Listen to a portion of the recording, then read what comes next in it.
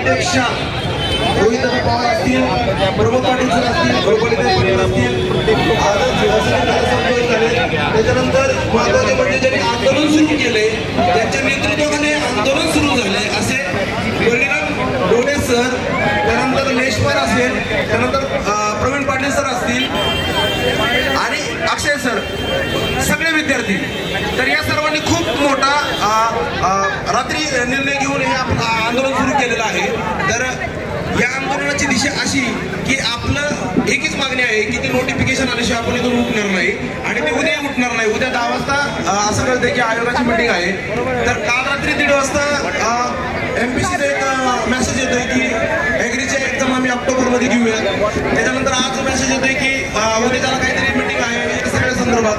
तर मला एवढं सांगायचं आहे की आपण नोटिफिकेशन आल्याशिवाय इथून उठणार नाही. आपल्या या सर्व आंदोलनाला सपोर्ट करण्यासाठी खूप सारे राजकीय मंडळी असतील, सामाजिक क्षेत्रातील व्यक्ती असतील आणि विशेष म्हणजे पोलीस प्रशासन गेल्या 2 दिवसांपासून आपल्या संरक्षणासाठी उभं आहे. त्यामुळं या सर्व गोष्टी पाहता आपलं आंदोलन सक्सेस झालेलं आहे असं म्हणायला हरकत नाही. काय वाटतं तुम्हाला या विषयावर?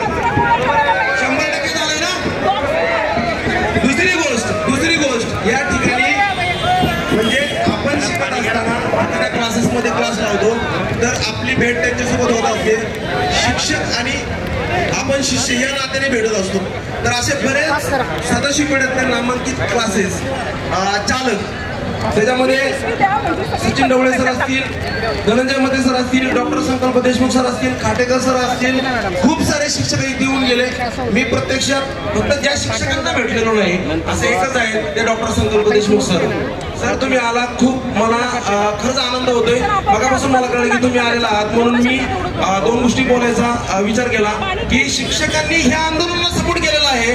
म्हणजे तुम्ही विचार करा ह्या आंदोलनाची दाहकता किती मोठी आहे आणि आपले हक्क हे त्यांनाच माहिती आहे की जे आपल्याला रोज मूलभूत हक्क शिकवतात. म्हणून लक्षात ठेवा इथून पुढं हे आंदोलन म्हणजे नॉर्मल आंदोलन नाही, हे आपले कुटुंब आहे. आता शिक्षक, विद्यार्थी, सगळे राजकीय नेते हे सगळे आपल्या सपोर्टमध्ये येणारच आहेत. त्याच्यामुळं कुठल्याही